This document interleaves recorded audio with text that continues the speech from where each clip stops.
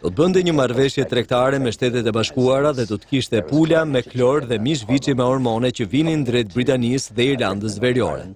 Sigurisht që do donim t'i mbronim konsumatorët dhe fermerët tanë nga ato produkte që vinë në Irlandë dhe nuk do donim që Irlanda të ishte dorë fshetë për ato lloj produktesh që hynë në pjesën tjetër të Bashkimit Evropian. Kjo ishte vetëm sa për t'ju dhënë një shembull. Ka edhe shumë të tjerë. Ju e dini për shembull që Mbretëria e Bashkuar tashmë ka ligje inferiore pune dhe paga më të ulta. Nëse do të vazhdonim më tej dhe do të garonim padrejtësisht me punëtorët në Irlandë, Francë dhe Gjermani, të gjitha këto çështje do të ngriheshin dhe kjo do të bënte të mendosh pse e kemi Bashkimin Evropian. Në fillim ishte që të kishim tregti të lirë, por edhe që të kishim një fushë loje me drejtësi dhe ndershmëri. Prandaj them se duhet i zgjidhim këto probleme gjithsesi. Dhe besoj se mund të rregullohen brenda 2 javëve të ardhshme. Para se të largoheni, ndodhi edhe sulmi i bombave në makinë në veri. A jeni i shqetësuar, domethënë, veç detyrimeve të dukshme në treg për ngjalljen e disidentëve? A mund të përfshihen përsëri në armiqësi në rastin e një skenari pa marrëveshje? Jam i shqetësuar për dhunën republikane disidente në Irlandën Veriore. U vu një bombë në makinë deri para disa ditësh. Fatmirësisht nuk vdiq njeri. Nuk dua të them që kjo lidhet drejt për lejojnë. Kryeministër, ju falenderoj shumë. Faleminderit ju.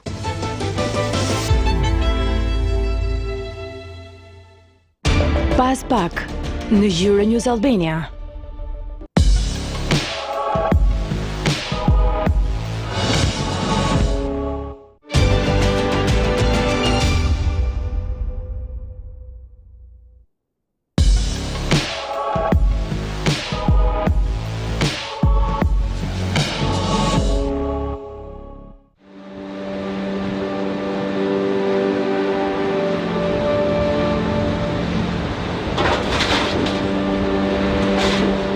I mati ishte peshkatar, e kemi në damar, në gjak. 11 orë në një det të trazuar. Ditë pas dite, ekuipazhi i përbërë nga 3 burra hedh rjetat në bregun verior të Danimarkës. Preja e sotme janë 15 ton peshk gjel. Ata thonë se kapnin më shumë përpara se fundi i detit të dëmtojnë nga tratat e peshkarexhave të mëdha. Tratat po e shkatërrojnë fundin e detit, përdorin rrjeta të cilat i lën 1 apo 2 ditë në fund të detit, pastaj i nxjerrin sërish sipër, do të shkatërrojnë çdo gjë. Zbarkimi në një plazh ranor do ta dëmtonte shumicën e varkave moderne, por jo këto varka të vogla prej drulisi, të ndërtuara në këtë zonë që përpara epokës vikinge. Me flotën e tij të qëndrueshme prej druri, fshati i peshkarexhave të Torup Strand u bë mball më shumë se sa thjesht forcave të natyrës. Peshkarexhat artizanale luajnë rol thelbësor në shumë rajone të Bashkimit Evropian. Ato përfaqësojnë mbi 84% të flotës së përgjithshme të peshkimit në Mesdhe dhe detin e Zi, ndërkohë që punësojnë mbi 62% të fuqisë punëtore në këtë sektor. Bashkimi Evropian e pranon rëndësinë e tyre. For their marketing, diversification and other projects. Danimarka humbi shumë prej peshkarexhave të pavarura një dekadë më parë, kur zgjodhi t'ju caktonte kuota peshkimi pronarëve të barkave, si prom private. Kompanitë e mëdha mezi pritën t'i blinin këto kuota. Çmimet në treg arritën majat, duke bërë që pronarët e vegjël t'i shisnin varkat duke dalë nga tregu. Vitin e parë u zhduk 25% e flotës në vitin e parë. Gjatë 2 viteve të para, çmimi i asaj lloj varke u rrit 1000%. Peshkatarët e rinj nuk hynin dot në treg me këto çmime, ndaj ky i fundit u zotrua gjithnjë e më shumë nga industritë e mëdha. Fshatrat bregdetare po i humbisnin varkat e tyre. Duke u druetur për të ardhmen e tyre, peshkatarët e Torup Strandit vendosën të vepronin. Ata zhvilluan shumë mbledhje dhe diskutime, dhe shumica vendosën të përpiqeshin të krijonin një kooperativ, të përpiqeshin t'i blinin bashkë kuotat dhe t'i ndanin me njëri tjetrin, duke u dhënë mundësi tërë peshkatarëve të rinj të bëheshin pjesë e kooperativës, duke fituar nga këto kuota. Dhe kështu bën në fakt. Përmes këtij bashkimi, komuniteti vendor ruajti të drejtat e peshkimit dhe mënyrën tradicionale të vepruarit përfshin ndërtimin e varkave prej druri. Shumë njerëz vinë këtu vetëm për t'i prekur me dorë, për të përjetuar ndjesinë. Financimet evropiane ndihmuan për hapjen e kantierit të barkave, ndërtimin e peshkarexhave të reja, duke mbështetur ekonominë vendore. Krijojnë vende pune për peshkatar, por edhe për ndërtues barkash elektricistë dhe pastaj për ata që merren me motorët e tërë këto gjëra. Kantieri, gjërat që bëjmë këtu, përthithin edhe turist. Ushqimi i qëndrueshëm është gjithnjë në mod. Ky dyqan dhe restorant me administrim artizanal gjithashtu i hapur si pjesë e infrastrukturës së re të financuar nga Bashkimi Evropian shet peshk të sapo kapur. Në ndryshim nga mjetet e mëdha lundruese, peshkarexhat e vogla nuk rrinë me javë të tëra në det. Ndryshimi mes peshkut të kapur me trat ose përmes peshkimit tradicional dhe peshkut që shesim ne është ndoshta, nuk e di, deri në 2.7 euro për kilogram. Nuk më duket i shtrenjtë. Mendoj se është çmimi i drejtë në krahasim me punën e madhe që bëhet për ta kapur. Fshati madje arriti të shtrinte shitjet në zemër të kryeqytetit danes, duke shitur peshk të freskët në një varg të hapur, të ankoruar në pikën më të rregjëse të Kopenhagenit. Me shtimin e shitjeve, peshkatarët e Torupstrand po sigurojnë të ardhura më të mëdha nga preja e kapur, duke bërë njëkohësisht të ditura për pjekjet e tyre për të mbrojtur detin dhe ruajtur komunitetin e tyre. Qëndrueshmëri për sa i përket mjedisit, por gjithashtu qëndrueshmëri për fshatrat e vegjël të peshkatarëve, që tashmë nuk ekzistojnë thuajse fare në bregun danes. Shpresoj se do të mbijetojnë. Jam i sigurt që do t'ia dalin. Në rastin më të mirë, ndoshta mund të shërbejnë si burim frymëzimi për qytete të ngjashme që të vazhdojnë të punojnë shumë.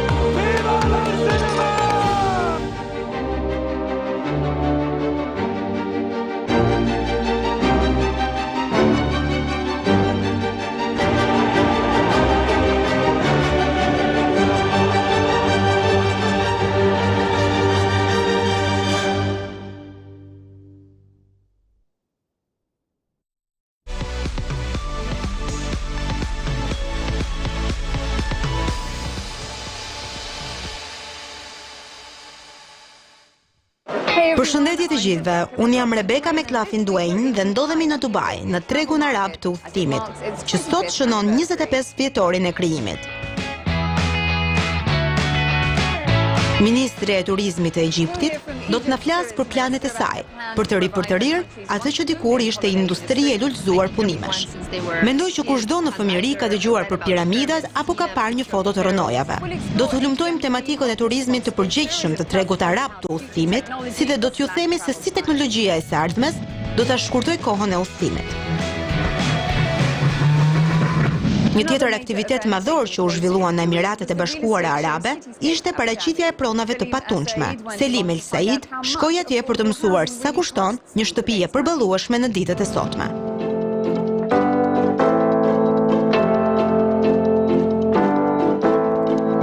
Projekte të reja ndërtimi, vilat buz plazhit dhe apartamentet në Nçati tërhoqën më së shumti vëmendjen në edicionin e këtij viti të panajirit të pronave, peizazhi i qytetit në Abu Dhabi. Vlera e përgjithshme e pasurive të patundshme arrinte në mbi 4 miliard dollar. Këtë herë mbi 100 krijues e furnizues nga 14 vende të ndryshme shpalosën projektet e tyre më të fundit të banimit përpara investuesve vendas. Përveç krijimeve luksoze, tema kryesore ishin banesat financiarisht të përballueshme. Ndërtuesi më i madh në Abu Dhabi, Pronat Eldar, shpalosi fazën e ardhshme të një projekti me vlerë 2.7 miliard dollar të quajtur El Gadir. Projekti përfshin 2 njësi dhe do të shtrihet në më shumë se 14.000 njësi, përfshi bloqe banimi, shtëpi, qyteti e vila, deri në vitin 2021. Tarifat e përballueshme fillojnë nga 80.000 dollar për një studio, deri në 245.000 dollar për një vilë me 3 dhoma gjumi. Së pari duhet të sigurohemi që projekti është sa më efikas. Nuk ka më hapësira boshe brenda dhe jashtë. Së dyti elementet e projektimit që do të paraqesin këto banesa. Për apartamentet, Në vend që të kemi kulla vertikale me kosto të larta betoni e gjëra të tjera si këto, kemi bloqe banimi. Pra, dhe këtu do të mund të ketë surpriza. Kushtet e shitjes mbeten sfiduese në një treg që është përballur me furnizim të tepruar, futjen së fundmi të tatimit të vlerës së shtuar dhe një borxhi prej 15% deri 19%, ose një krize të pasurive të patundshme për gjatë 3 viteve të fundit. Sipas Jonas Langlasaj, lëvizja e Emirateve të Bashkuara Arabe drejt ndërtimit të shtëpive më të përballueshme nga investuesit me të ardhurat të ulta e të mesme, është një hap i hedhur në kahun e duhur, gjë që ka mundësuar një rritje prej 10% të furnizimit në krahasim me vitin 2014. Shtimi i banesave të përballueshme financiare do të jetë gjë e mirë për rajonin në tërësi. Një ndër rreziqet në Dubai, po sidomos në Abu Dhabi, ishte që po bëhej tepër i shtrenjtë. Dhe shumë kompani po mendoheshin 2 herë para se të vinin të bënin biznes. Strehimi ishte ndër kostot kryesore për to. Ndaj tani janë shtuar përpjekjet për të ndërtuar shtëpi të përballueshme.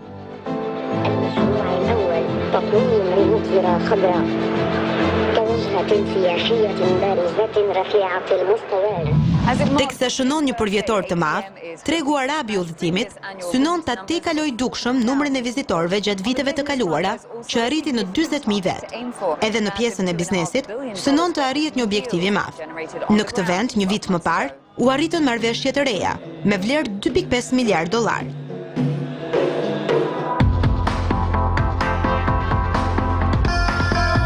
Turizmi është një ndër sektorët ekonomik më të mëdhenj në botë dhe vitin e kaluar mundësoi hapjen e mbi 300 milion vendeve të punës. Gjithsesi, Organizata e Kombeve të Bashkuara, Organizata Botërore e Turizmit, deklaron gjithashtu se kjo industri është përgjegjëse për rreth 5% të ardhurave botërore dhe sipas specialistëve, që hotelierët të përfitojnë nga rritja e plotë e sektorit, do t'ju duhet të zbatojnë politika të përgjegjshme, e t'ju shërbejnë konsumatorëve që shqetësohen gjithnjë më shumë për qëndrueshmërinë. Kemi mundur të rrisim me 10% përdorimin e materialit ekologjik dhe kemi mundur të furnizojmë për gjithnjë 20.000 fëmijë me ujë tërësisht të pastër. Me rastin e ditës së tokës, gjatë gjithë këtij muaji e kemi ndërprerë përdorimin e pipave plastike në hotelin ton, në hotelet e lindjes së mesme dhe hotelet në Afrikë. Në një vit do të thotë 7 milion pipa më pak. Arabia Saudite është një vend që pritet të hapet së shpejti, për herë të parë për turistët jo fetar. Kjo lëvizje do të sjellë një ndryshim rrënjësor në mbretëri. Jemi tepër të ngazëllyer për ndryshimet e paralajmëruara. Viza turistike që u shpall një vit më parë duhet të hidhet nga çasti në çast në rrjedh. Një tjetër biznes i mirë janë vizitat e përsëritura nga mysafir rajonal nga Evropa dhe Indonezia, gjatë rrugës për në Mekë dhe Medinë. Ata do të mbeten në qendër të vëmendjes së hotelit Makarem, pjesë e markës Dur, i specializuar në udhëtimet e pelegrinëve. Numri i vizitorëve është rritur me rreth 15% nga viti në vit, thot doktor Albat. E përtej stilit modern të dhomave dhe internetit tepër të shpejt, zbukurimet e bëra me porosi janë thelbësore. Kemi portier shpjegues. Aty ndihmojmë klientët duke u dhënë përgjigje pyetjeve të tilla si çfarë duhet të bëjmë më pas, çfarë pritet nga unë, sugjerime për vendet ku të shkosh, çfarë të bësh, brenda kuadratit të punës së tyre fetare. E ardhmja e udhëtimit bëri veçanërisht bujë këtë vit në tregun arab të udhëtimit, pasi treni i Hiperlaku pritet të hidhet në veprim në Emiratet e Bashkuara Arabe, duke i çuar vizitorët nga Dubai në kryeqytet brenda 12 minutave në vend të 1 ore gjysmë kohe që duhet tani. E me një teknologji të tillë, të re, hartimi i rregulloreve të duhura para vënies së tij në veprim është çështje tepër e ngutshme. Siguria ka përparësi në gjithë shka që bëjmë, marrja e disa dëshmive që vërtetojnë sigurinë, pra të qenit të sigurt që e bëjmë këtë gjë në mënyrë shumë transparente, ka rëndësi për suksesin. Pavarësisht disa periudhave të trazuara, turizmi mbeti gur themeli i ekonomisë së Egjiptit. Kjo industri llogaritej në rreth 11% të prodhimit të brendshëm bruto në vitin 2017, ndërkohë që kjo shifër pritet të rritet me rreth 4% këtë vit.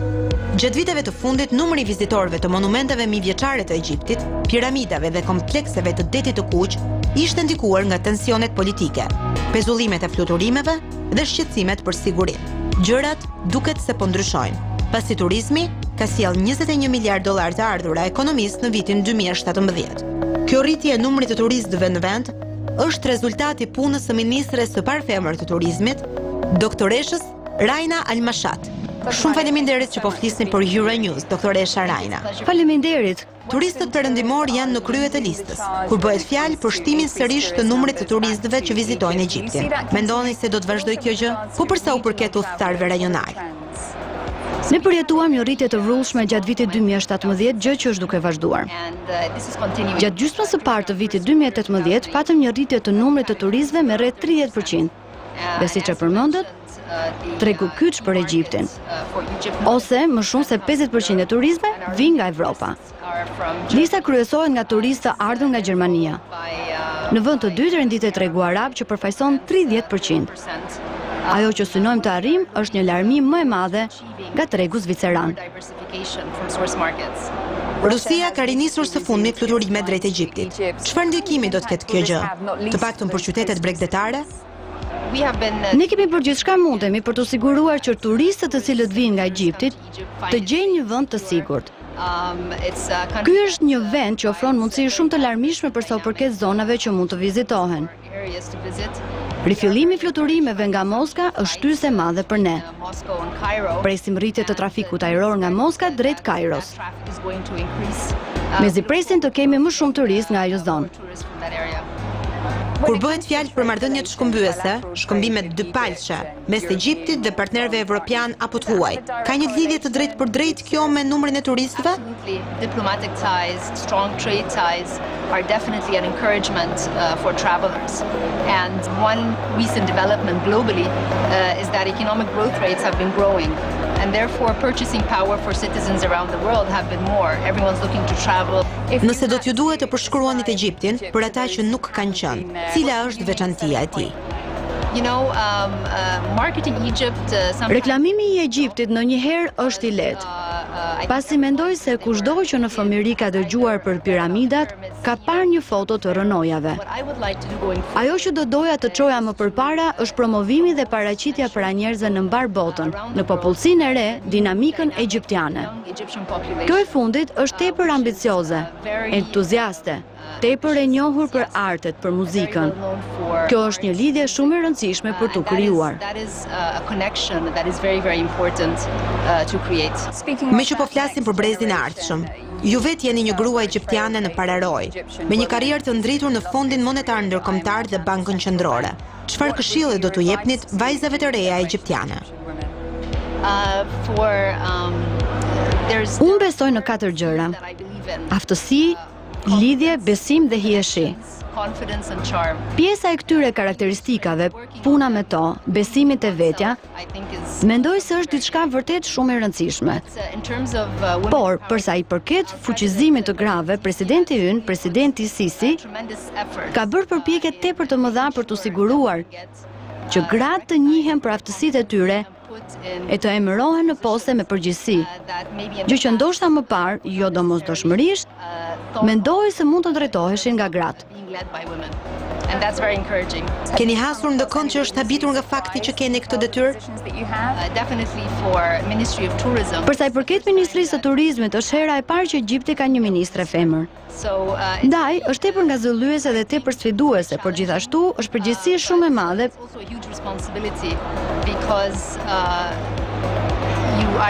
Pasi ose i heq udhën për gratë e tjera, ose shndrohet në provë. Kështu që do bëj sa të mundem, që të përpiqem të sigurohem që po u hap udhën të tjerave. Shumë faleminderit, ministre. Faleminderit ju.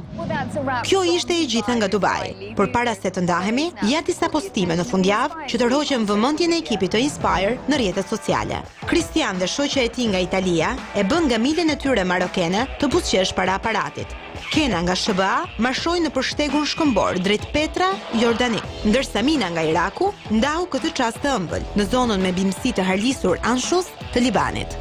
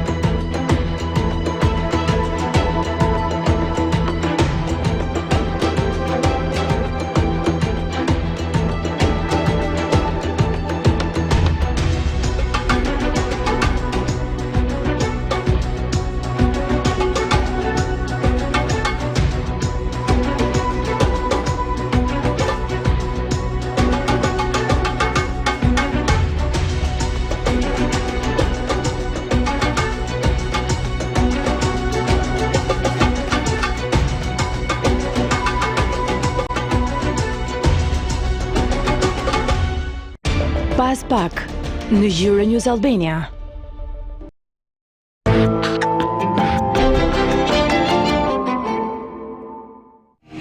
Kjo është çështje lirie shprehje, kjo është çështje e kufizimit lirisë për të shpifur. Opozita sapo të ketë mundësinë dhe përgjegjësinë e qeverisjes ta zhbëj këtë legjislacion. Praktika e monitorimit do të bëhet në bashkëpunim me OSBE-n. Synon të drejta themelore kushtetuese. Po përdoren për të krijuar një ta kështu quajtur të vërtet alternative.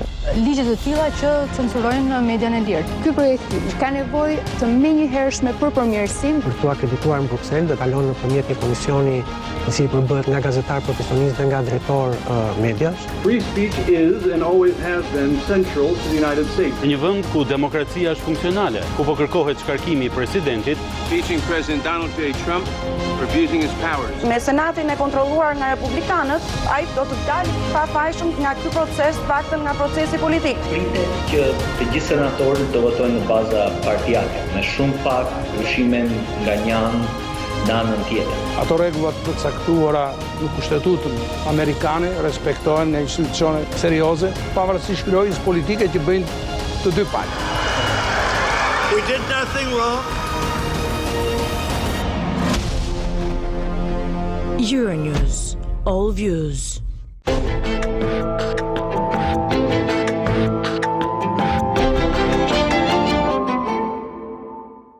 Më shumë se 1 miliard e banorëve të këtij planeti jetojnë akoma pa elektricitet. Të qenit në gjendje të lidhen me energji mund të jetë një përvojë që të ndryshon jetën. Në këtë episod të Global Japan, do t'ju ftojmë në një fshat të izoluar në Himalaje, për të parë se si njohuritë e japonezëve për energjinë ujore po ndihmojnë njerëzit që të ndihmojnë veten.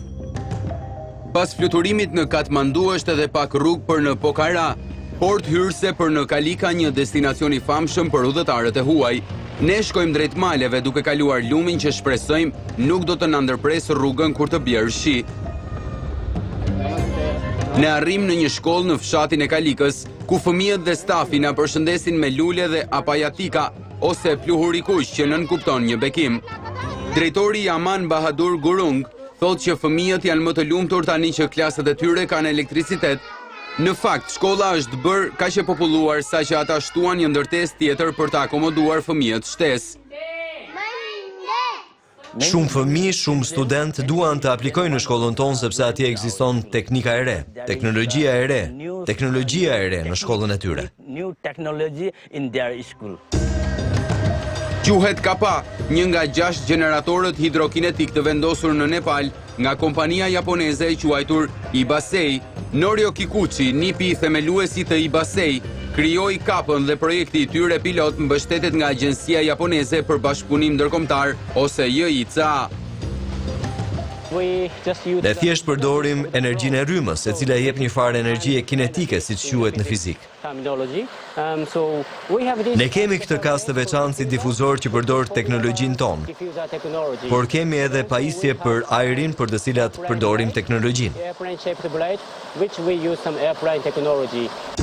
Elektriciteti hyn në shkollë nëpërmjet kësaj kabloje në këtë pajisje që përshtatet dhe shpërndan energji në dritat e shkollës, projektorët, kompjuterët dhe karikuesit për fanare dhe telefonat celular. Ne shikojmë që fëmijët janë të zënë në klasë, përfshi edhe 7 vjeçare në Romina. Shkollës duhet i mbylleshin dritaret prej druri që të rrinte e thatë duke i lënë klasat pa dritë. Romina na çon në shtëpinë e saj, një kasole e vogël në periferi të fshatit.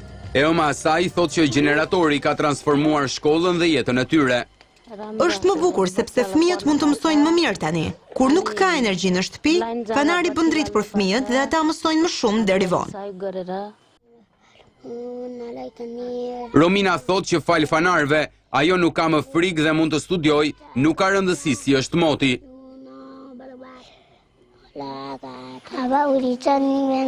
Në një natë të errët, me erë dhe shi, unë ndihem e frikësuar.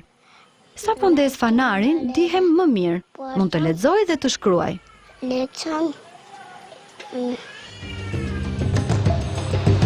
Ne ndjejmë shiun dhe stuhin që binte në çatin e shkollës, duke detyruar stafin të mbyll dritaret. Ne duhet të kthehemi shpejt në Pokhara ose të ngecemi në lumin që ngrihet. Më e pakta që mund të themi është një sfidë. Nga Pokhara, Ne kthehemi në kryeqytetin e zhurmshëm Katmandu për të parë si është krijuar kapa.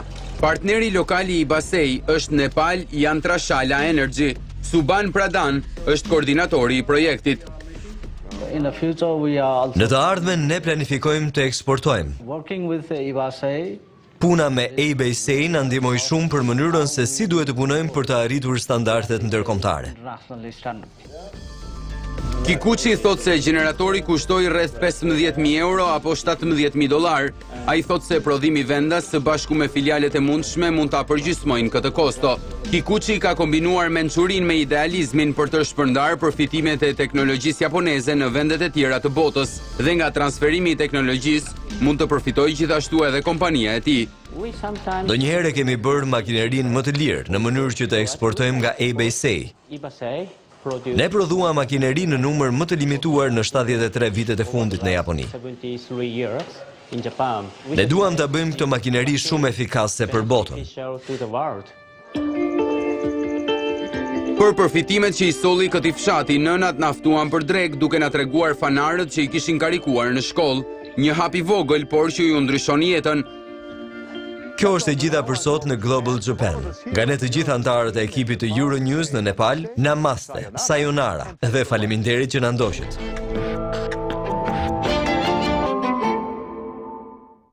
Pas pak në Euronews Albania.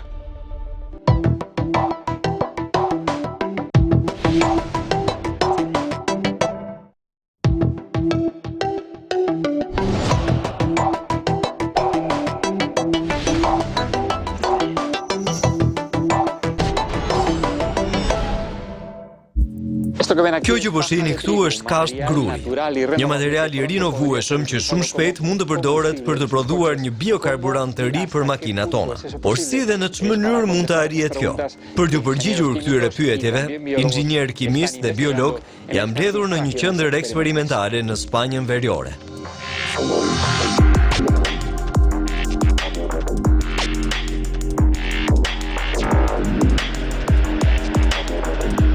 Shkencëtarët e një projekti kërkimor evropian ndodhen këtu dhe po përdorin kashtën për të prodhuar biobutanol. Shkencëtarët thonë se ajo është një kandidate premtuese për të bërë një alternativë më green, më e efektshme, më e qëndrueshme dhe më ekonomike në krahasim me biokarburantet klasik si biodizeli dhe etanoli.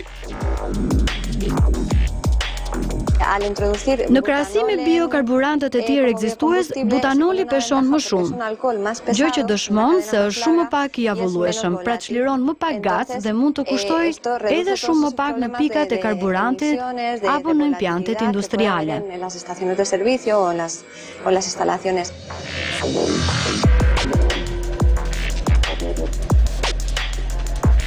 Shndërrimi i lëndëve të para në zëvendësues të benzinës apo naftës kërkon procese të ndërlikuara mekanike, kimike e molekulare. Shkencëtarëve u duhet të eksperimentojnë qindra variante të ndryshme për të gjetur formulën e duhur. Ne e grim kashtën në grimca të vogla. E nxejmë biomasën deri në 175 gradë Celsius për rreth 5 minuta dhe i shtojmë pak acid. Ai lëshon një substrakt mjaft të mirë për enzimat që i zvogëlojnë zinxhirët kimik në molekula të veçanta të quajtura monomere. Pastaj shtojmë mikroorganizma që ushqehen me këto molekula dhe i shndrojmë menjëherë në butanol në nivelin më të mirë. Pastaj shtojmë mikroorganizma që ushqehen nga këto molekula dhe i shndrojnë menjëherë në butanol në nivelin më të mirë.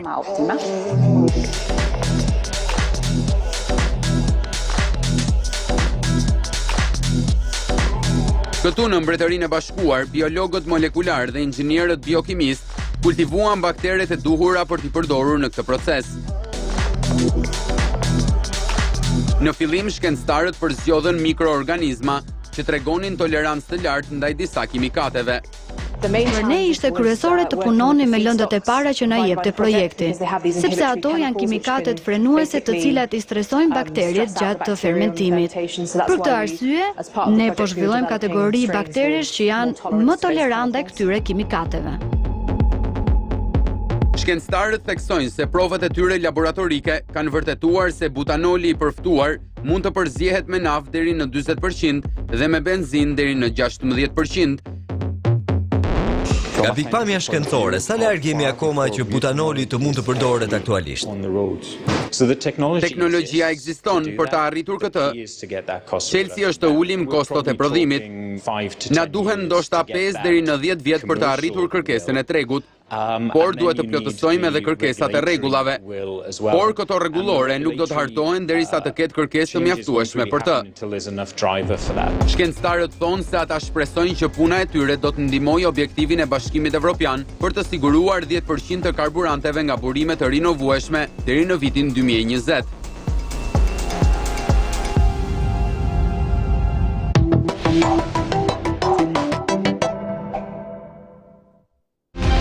Euronews Now me Bruna Çifliku, çdo ditë të javës në Euronews Albania.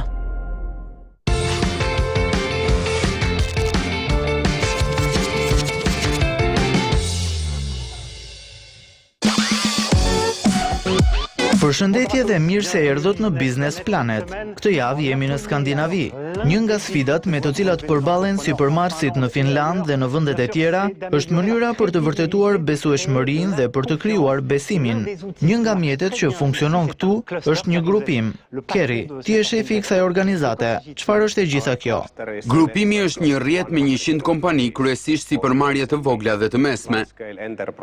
Shumica e sipërmarrjeve janë nga industritë e metalit dhe qymyrit.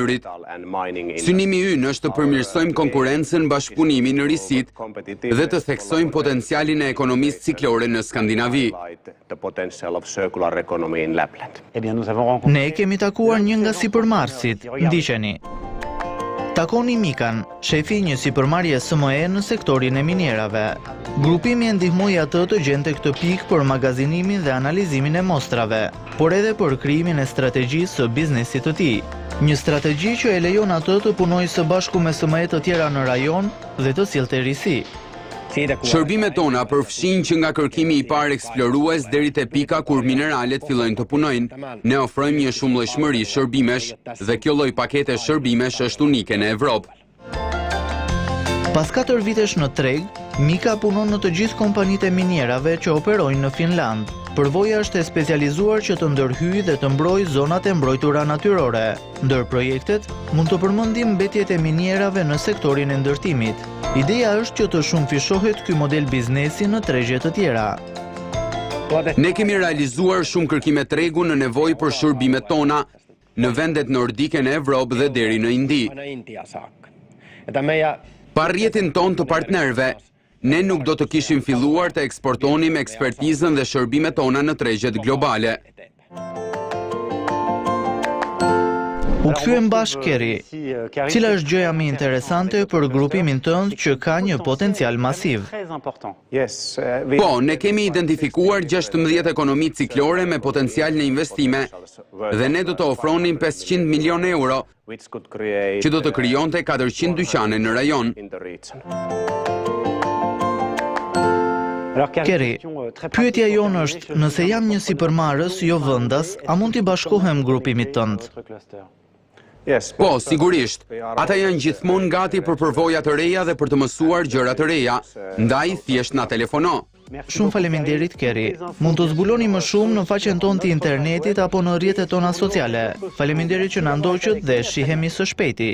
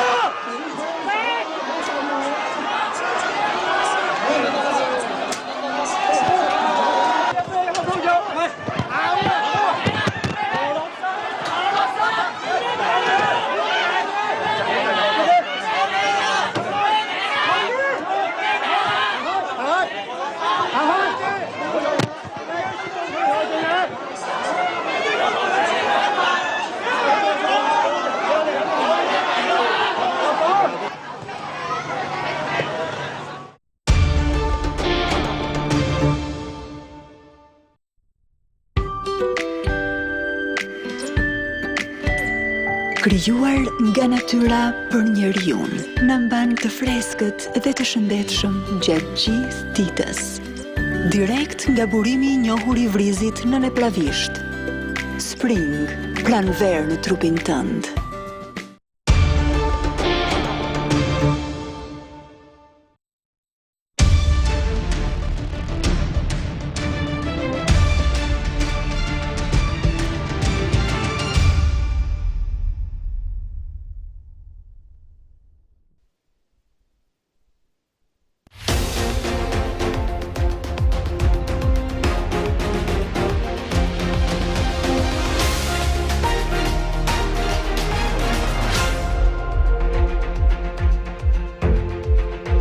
Kreu I SPAK-ut hetues I kohës komunizmit, por jo bashkëpunëtori I ish sigurimit të shtetit.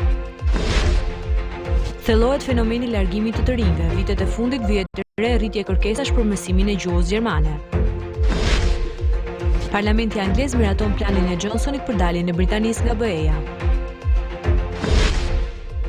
Ditën që mori drejtimin e prokurorisë së posaçme antikorrupsion Arben Kraja u përfol si pjesë e ish sigurimit të shtetit, ish drejtuesi I Institutit për Studimet e Krimeve dhe Pasojave të Komunizmit Agron Tufa publikoi në rrjetet sociale një vendim të dhënë nga Arben Kraja në korrik të vitit 1990 ndaj një shtetasi në argumentin se ka kaluar kufirin në mënyrë të palishme. Pas publikimit të këtij procesverbali, Euronews Albania u interesua pranë autoritetit të dosjeve, nga ku mori edhe vendimin e këtij institucioni gjatë verifikimit të figurës së prokurorit Arben Kraja, në momentin ku ky I fundit kandidoi si prokuror I SPAK. Dokumentet tregojnë se vendimi I autoritetit të dosjeve ishte unanim, ku theksonin se Arben Kraja nuk përfshihej në kushtet e ndalimit të ushtrimit të funksionit, pasi në vitin 1990 ai ka qenë pjesë e hetuesisë dhe jo e sigurimit të shtetit. Madje antari I autoritetit të dosjeve Mariglen Kasmi e argumentoi me tej këtë vendim. Ai ka mbajtur një qëndrim paralel me antarët e tjerë, ku ka argumentuar se detyra e institucionit është që të vërejë nëse një funksionar publik ka qenë pjesë e strukturave të ish sigurimit të shtetit. Sa më sipër ndaj qëndrimin se informimi I Këshillit të Lartë të Prokurorisë dhe veprimtarinë e zotit Kraja si hetues në vitin 1990, në pjesën argumentuese të vendimit, ndonse nuk e implikon as pak atë, është I panevojshëm dhe jashtë fushës së veprimit të autoritetit. Autoriteti për informimin mbi dokumentet e ish sigurimit të shtetit nuk është biografi bërës I zyrtarit që verifikohet, por shprehet vetëm për pjesën që I takon, sipas ligjit që ai vepron. Arben Kraja u zgjedh drejtues I SPAK ditën që 8 antarët u betuan pranë presidentit të Republikës dhe të premten zhvilloi ditën e parë të punës si drejtues I prokurorisë së posaçme antikorrupsion. Automjeti I prokurorit Albert Kuliçi në Vlorë u hodh në erë gjatë orëve të para të mëngjesit të së shtunës. Makina e Volkswagen ishte parkuar në lagjen 29 nëntori pranë banesës së zyrtarit të drejtësisë, ndërsa nga shpërthimi I fuqishëm ajo u dëmtua plotësisht. Fatmirësisht veç dëmeve materiale nuk pati persona të lënduar, ndërsa një grup I posaçëm hetimor u ngrit për zbardhjen e ngjarjes. Paraprakisht dyshohet se tritoli në makinën e prokurorit të shkallës së parë, njëkohësisht edhe zëvendës drejtuesi I prokurorisë së rrethit, ka lidhje me detyrën e tij. Albert Kuliçi mësohet se ka hetuar disa dosje të tjetërsimit të tokave në zonat bregdetare të Vlorës, por edhe dosjen e ish kryebashkiakut të qytetit Shpëtim Gjika për lejet e ndërtimit dhe koncesionin e parkimeve. Ekspertët e policisë që mbërritën në vendngjarje administruan pamjet e disa kamerave të sigurisë në zonë, ku sipas burimeve duket një person I maskuar që vendos poshtë automjetit të prokurorit sasinë e tritolit. Për ngjarjen e rëndë, Këshilli I Lartë I prokurorisë zhvilloi një mbledhje të jashtëzakonshme ku vendosi t'i sigurojë prokurorit Kuliçi dhe familjes së tij mbrojtje të posaçme. Edhe presidenti Ilir Meta dënoi sulmin ndaj prokurorit duke kërkuar hetime dhe ndëshkim për autorët. Sulmi ndaj prokurorit Albert Kuliçi është rasti I dytë brenda një periudhe të shkurtër kohore pas atentatit ndaj prokurorit Arjan Doi në fillim të muajit nëntor në Durrës. Takimi I tretë I liderëve të Ballkanit Perëndimor në kuadër të nismës për mini Schengenin ballkanik u mbajt këtë të shtunë në Tiranë.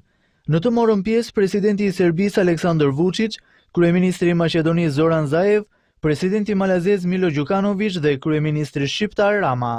Gjatë fjalës së tij, kryeministri Rama theksoi se Ballkani nuk duhet të mbetet peng I së shkuarës, por duhet t'i ketë syt nga e ardhmja. Një mesazh në veçanti Rama ja drejtoi edhe shtetit tjetër shqiptar, Kosovës. Pra nëse ne bjem dakord me Serbinë, bjem dakord me Malezi, bjem dakord me Maqedoninë e Veriut, për të bërë liberalizim në çdo aspekt, atëherë ma thoni çfarë fiton Kosova duke mos ardhur, ndërkohë që askush nuk thot kjo s'do të bërë me Kosovën. Ndërsa presidenti Vučić u shpreh se Ballkani nuk mund të qëndrojë në pritje derisa Evropa të zgjidhë problemet e saj të brendshme. Mënyra se si politikanët Ballkanas vendosin ta organizojnë rajonin varet nga ata dhe jo nga fuqitë e mëdha, tha Vučić. Ajo çfarë është e rëndësishme për ne është që bashkëpunimi ynë të bëhet sa më intensiv. Kryeministri i Maqedonisë së Veriut Zoran Zaev zbuloi disa detaje për të cilat është rënë dakord në këtë samit. Takimi i radhës në kuadër të kësaj nisme do të mbahet në Beograd, ndërsa më pas do të jetë radha e Podgoricës të organizojë këtë samit. Largimi i shqiptarëve drejt Gjermanisë për punësim dhe studim është kthyer në një trend shoqëror vitet e fundit. Këtë e tregon edhe studimi i Instat i quajtur Diaspora Shqiptare 2019. Pas vitit 2015, norma vjetore e migrimit drejt Gjermanisë sipas këtij studimi është rritur me 35%. Kurset e gjermanishtës ndiqen masivisht veçanërisht prej të rinjve, profesionet e të cilëve janë të përputhshme me vendet e lira të punës në tregun gjerman. Arsyet e largimit janë të ndryshme.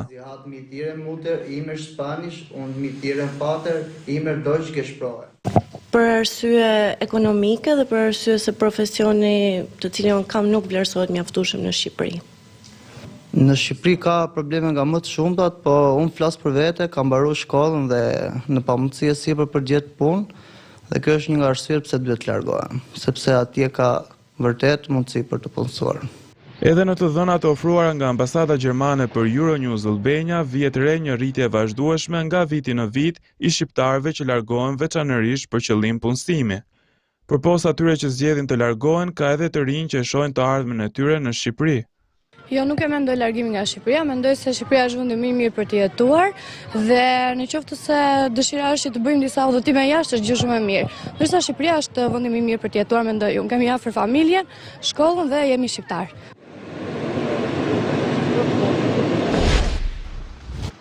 Presidenti i Maqedonisë së Veriut kërkon kthimin e të rinjve të cilët janë larguar në emigrim. Pendarovski premton punësim dhe paga më të larta. Kam folur me presidentin e Estonisë dhe ajo më tha se ato kanë ulur ikjen e të rinjve kur pagat kanë arritur në 800-900 deri në 1000 euro. Edhe Bullgaria, e cila ka një nivel të frikshëm të ikjes së të rinjve, është stabilizuar kur pagat mesatare kanë arritur deri në 750 euro. Po të marrim praktika të mira nga shtetet e BE-s dhe po të arrisim ekonominë, do t'i mbajmë të rinjt. Në krah të Pendarovskit ishte edhe ambasadori i BE-s Samuel Zhbogar. Ai tha se Maqedonia e Veriut duhet të motivojë të rinjt për të ardhmen dhe të depolitizojë shoqërinë e cila po i fut ata në depresion.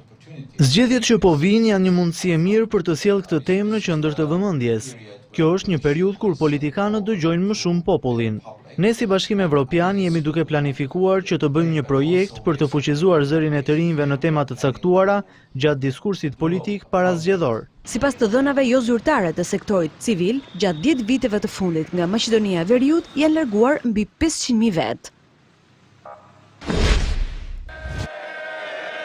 Ligjvënësit në dhomën e komuneve në Britaninë e Madhe mbështetën marrëveshjen e kryeministrit Boris Johnson, e cila siguron daljen e Mbretërisë nga Bashkimi Evropian para 31 janarit. Me 358 vota pro dhe 234 kundër, deputetët votuan në favor të marrëveshjes së tërheqjes nga bloku. Projekt ligji i ri gjithashtu kërkon që të arrihet një marrëveshje e ardhshme tregtare me Brukselin deri në fund të vitit 2020. Sipas projekt ligjit të miratuar ditën e premte, është e paligjshme zgjatja e afatit të daljes nga Bashkimi Evropian dhe fuqia e parlamentit në bisedimet për marrëveshjen e re tregtare është e dobët. Sipas projektligjit, Mbretëria e Bashkuar dhe Bashkimi Evropian duhet të përfundojnë negociatat në lidhje me marrëveshjen tregtare me BE-n brenda 11 muajve.